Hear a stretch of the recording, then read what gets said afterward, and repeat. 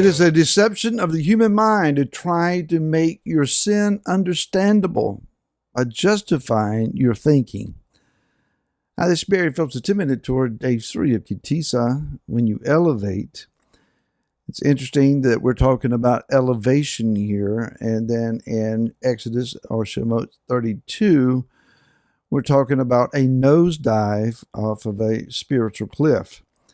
In verse 1 it says, "And when the people saw that Moshe was so long in coming down from the mountain, the people gathered together to Aaron and said to him, 'Arise, make us mighty ones who go before us, for this Moshe, this man who brought us up out of the land of Mitzrayim, we do not know what has become of him.' And Aaron said to them, 'Take off the golden earrings which are in the ears of your wives, your sons, and your daughters, and bring them to me.' All the people took off the golden earrings which were in their ears and brought them to Aaron. And he took this from their hand and formed it with an engraving tool and made a molded calf. And they said, 'This is your mighty one, O Israel, who brought you out of the land of Mitzrayim.' And Aaron saw and built a slaughter place before it. And Aaron called out and said, 'Tomorrow is a festival to Yahweh.'"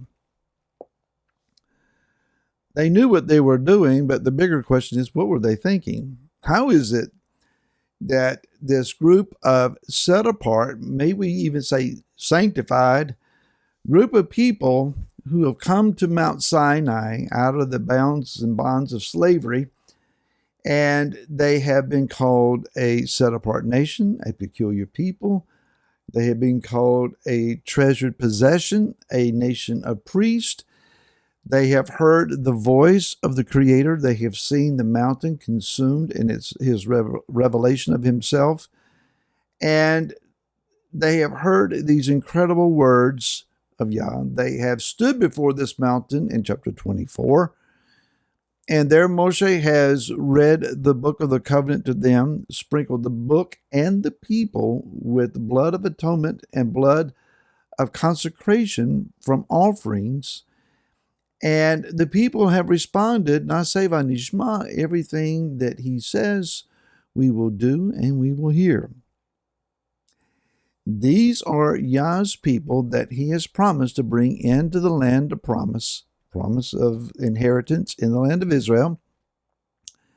He's already demonstrated power for them, food on the ground, water from the rock, defeating the Amalekites.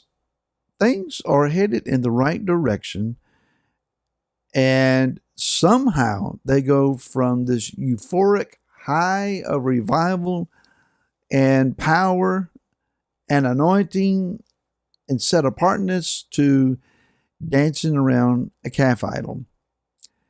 And all this takes place within about 40 days period of time. It is enough to make you scratch your head and wonder, what in the world? They've gone from Sinai to this in 40 days. How is it that somebody could actually imagine that the earring it's in my ear today is my God tomorrow? Just because I put it in the fire, melt it down, and fashion it. It's like me going out into my yard, digging up a rock out of the ground, putting it here on the desk and bowing down and worshiping the thing. So the Hebrew sages, the Jewish sages in particular, have tried to explain this away by saying that it is the Erev Rav.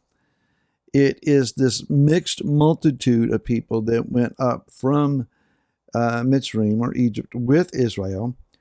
And they're the ones. It wasn't any of the Jews. It wasn't any of the Israelites. This is not a Hebrew problem.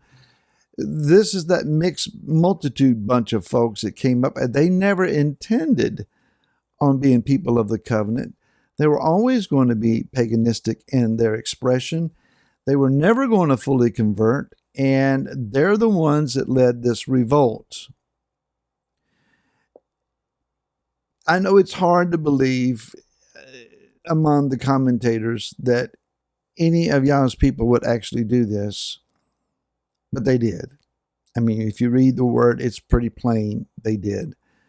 So the whole time that this rebellion against Yah is taking place, Moshe's up on Mount Sinai, and he is hearing the very voice of Yah, and there's just a whisper of a veil of cloud between the greater expression of Yah's presence and Moshe. He's barely veiled from Yah.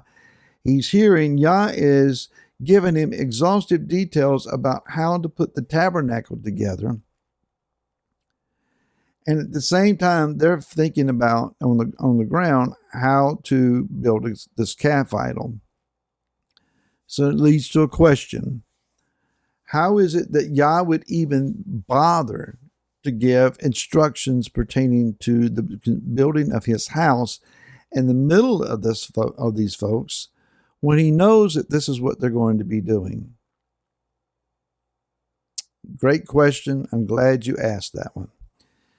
The answer might be at least that the plans of Yah are greater than the sins and failures of those that he will use.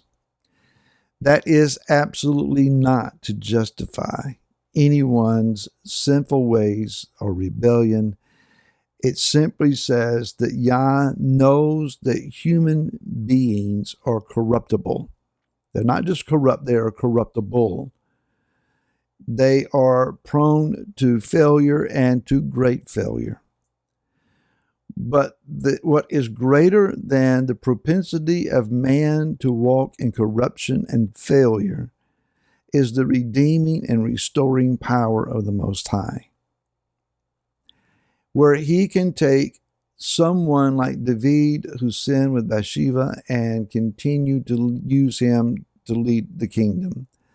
Granted, there are consequences, and David, he regretted that the rest of his life.